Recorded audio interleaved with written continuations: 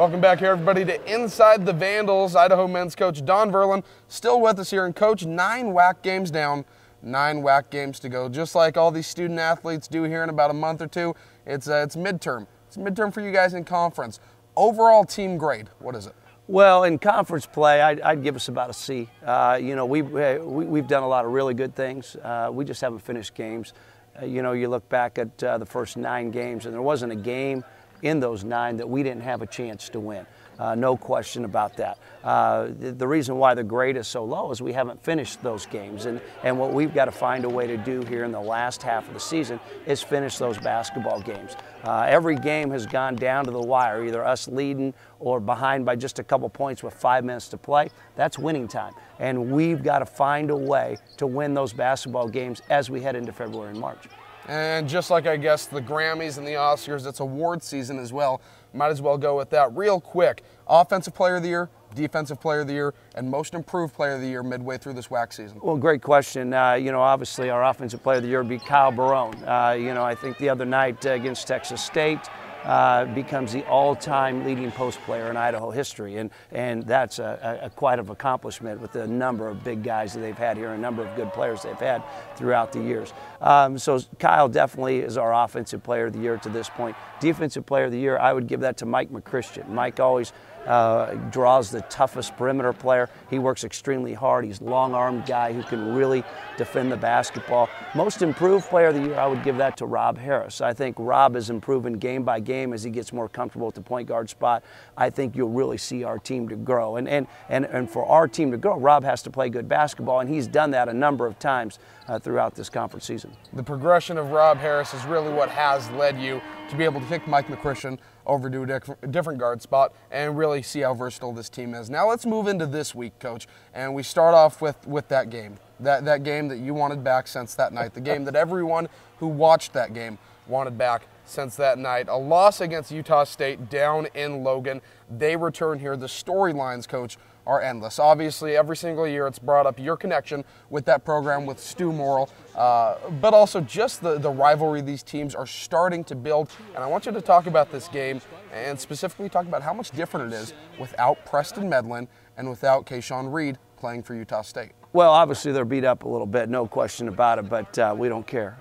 They got Utah State on the front of their jersey, and you're right, it is becoming a rivalry. As most of you know, I spent 10 years there. A game in Logan where we definitely had a chance to win and didn't execute on the last play of the game. They get it into overtime, beat us in overtime. So I know our guys will be ready to play when the Aggies come rolling to town on Thursday night. Always very well coached. Coach Morrill's got about 580 wins. They're going to be prepared. They're going to play hard, and it's going to be a heck of a battle. In the last 4 or 5 years, it's been a good battle, especially here. The games have gone right down to the wire, and that's the kind of game we expect on Thursday night. You guys able to get the win here last year, I do believe. You also beat New Mexico State here last year. You'll have New Mexico State down in Las Cruces second half of this year. But again, Thursday, also, checking it out, it's the atmosphere in here that's fantastic. They're going to do a wide out the spectrum event, a bunch of T-shirts given out, and just talk about, is this the best atmospheric game at home of the year usually in your mind? We hope so, because we need it. Because when you go to Logan, it is the best atmosphere that you play in all year long. And we've been to New Mexico and UTEP and those places this year, and it doesn't compare to Logan, Utah. So we hope our fans come out and come with their spirit, because we need all your help to beat a good Utah State team. Even like you said, right now they're without Preston Medlin, who was a WAC leading scorer. When he went down, broke his wrist. Kayshawn Reed went down with the torn ACL. Danny Berger went down earlier for him with the heart ailment, but they're still good. Good teams have good players. They got a good coach. It's going to be a heck of a basketball game. We expect a war from start to finish. So now we get the win there on Thursday. Got to keep the positive thinking going here. And it moves into Saturday against San Jose State. Now, this is a team that early on in the WAC season, second game, you guys got the win down there in the event center. It really sparked what could have been something big. Unfortunately, just couldn't finish the next game at Utah State. Talk about San Jose State, a team that's maybe struggled a little bit, and how you guys can get that next win and really get a 3-game winning streak going. Well, San Jose is always scary because George Nessman's been the coach there for a long time and does a great job, and we've always had battles with them. The Kinney kid has been ineligible or hasn't been playing, and that's really hurt them. But I think the thing that you always got to expect from San Jose is a team that's going to come in and they're going to pound you on the boards. They're going to play good, solid defense, and they're going to be really hard to play. And that's what George has prided himself on. They are struggling a little bit, but you know what?